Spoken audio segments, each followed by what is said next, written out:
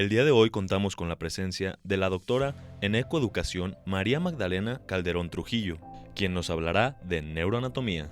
Para comenzar con esta cápsula, veamos qué es y para qué sirve la neuroanatomía, qué relación tiene entre la psicología y la medicina.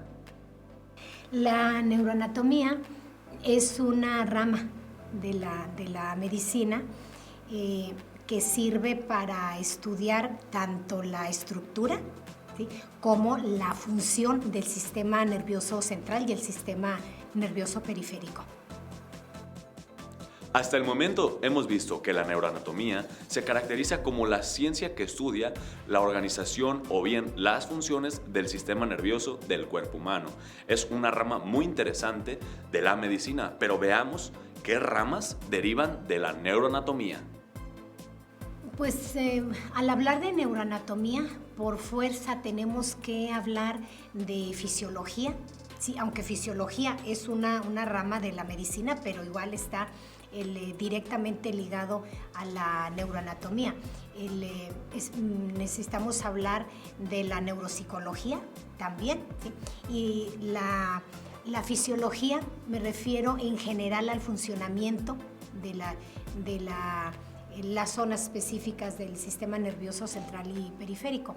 Y ya al hablar de la neuropsicología estamos hablando mucho más puntual, igual estamos hablando de la funcionalidad, pero mucho más puntual, digamos, en los procesos psicológicos básicos y procesos psicológicos superiores, que son o inciden directamente ya con el área de la neuropsicología. Al hablar de neuroanatomía tenemos que hablar de dos bloques. Uno con un sentido que es de la estructura, ¿sí? Simplemente la forma que tienen las zonas, las características que tienen las zonas, particular el sistema nervioso central, el sistema nervioso periférico, y por otro lado, otro camino, otra arista que tiene es la funcionalidad. Entonces podemos irnos exclusivamente de las zonas, ¿sí?, las características anatómicas y el nombre, pero ¿sí?, es importante para complementar la función que tienen y la complementación que tienen una zona con otra. Ya hemos visto la parte básica de la neuroanatomía, que es su división estructural. Veamos entonces cómo se divide funcionalmente y cuál es la complejidad de dicha división. La neuroanatomía la dividimos en un primer momento en sistema nervioso central y sistema nervioso periférico, ¿sí? El sistema nervioso central, lo que es el cerebro y la médula espinal. Y luego el sistema nervioso periférico, ¿sí?, los dos grandes bloques que hay. El sistema nervioso periférico, que es todas las inervaciones que hay de lo que es la columna vertebral, ¿sí?, todas las ramificaciones que salen a lo que son las extremidades, todo al resto de nuestro cuerpo, por un lado, ¿sí? Por otro lado, podemos hablar del cerebro exclusivamente, lo que es el cerebro, en dos sesiones, podríamos decir dos apartados, lo que es el hemisferio derecho y el hemisferio izquierdo, que en ocasiones se conoce como cerebro derecho y cerebro izquierdo, ¿sí? Pero hay otra división, y la otra división hablamos de los lóbulos. Entonces ahí ya dividimos el cerebro ya no en derecho y en izquierdo, ahora lo dividimos en el lóbulo frontal, el lóbulo occipital, los dos lóbulos temporales y dos lóbulos parietales.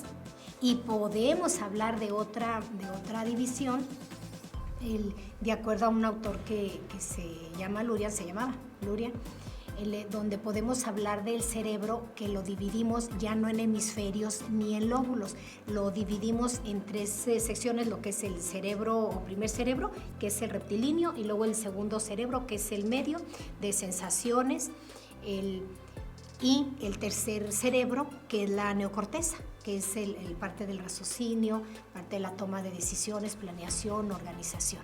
Entonces, en general, así es como podemos estarlo dividiendo tanto para su estudio anatómico como su estudio neurofisiológico. Ya hemos aprendido varias cosas de la neuroanatomía, así como lo es el concepto y las divisiones que existen, entre una infinidad de funciones que lleva el sistema nervioso. Pero veamos detalladamente qué elementos influyen dentro de las emociones y sentimientos del ser humano dentro de la neuroanatomía. Si nos vamos directamente a la neurona, son los factores determinantes para las emociones, los neurotransmisores.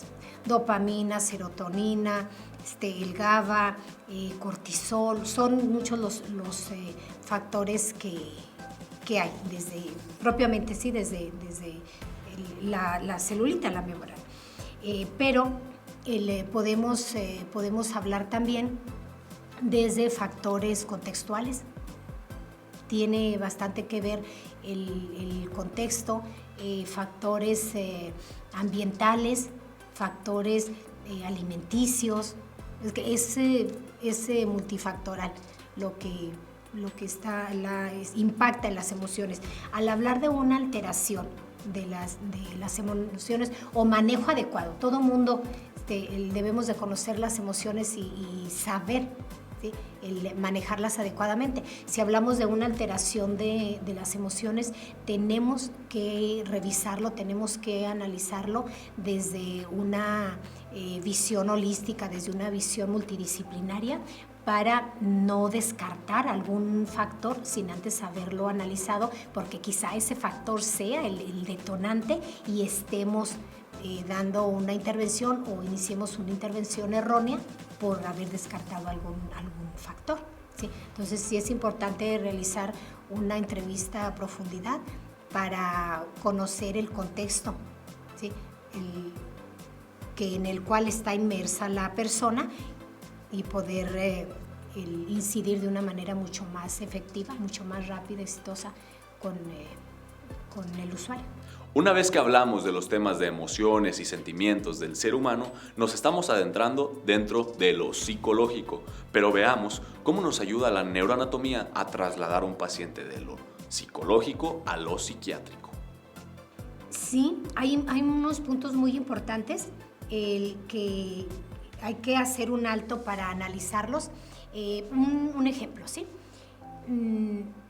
Tienes una vida, un desenvolvimiento dentro de los parámetros normales y pues inicias a tener conductas raras, ¿sí?, que van perfilándose hacia una esquizofrenia, pensemos, ¿sí? Ya tienes alteración de la percepción, ya tienes alteraciones auditivas, alteraciones visuales, y puedes irte desde el área psicológica y tratar, ¿sí?, como viéndola a lo mejor contextual de que estuviste en un ambiente esquizofrenizante, cosas variadas o factores variados que hay. Pero si no atiendes de manera multidisciplinaria, vas a descartar, y pensemos que hay un bicho que se llama cisticercos, ¿sí? La persona tiene un cisticercos, anida en una zona anatómica que es lo que está incidiendo para que haya los eventos de esquizofrenia. Y si no revisamos, insisto, de una manera holística, no va a funcionar, y se le puede estar manejando desde el área farmacológica, desde el área psicológica, y se le puede estar manejando bien, pero se omitió el área médica, que ahí está, ¿sí? El cisticercos, que es el detonante, y nunca va a tener mejora. ¿Por qué es importante que un profesional en la psicología domine, identifique y diferencie los principales elementos de la neuroanatomía dentro de su perfil profesional? Con una razón fundamental. Para tener si no es la plena convicción, al menos sí una amplia convicción de que la praxis se está llevando de una manera ética, de una manera profesional, de que la praxis se realiza, sí, de una manera lo más formal posible.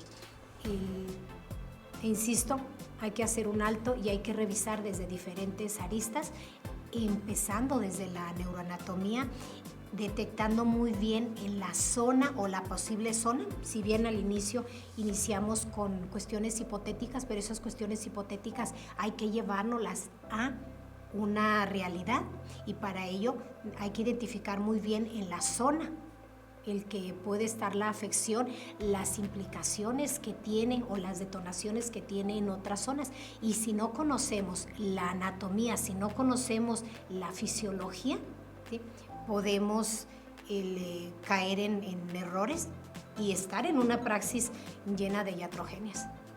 Hasta aquí la cápsula del día de hoy. Mi nombre es Cristian Camacho y si te gustó ver contenido como este, te invitamos a seguirnos en nuestras redes sociales.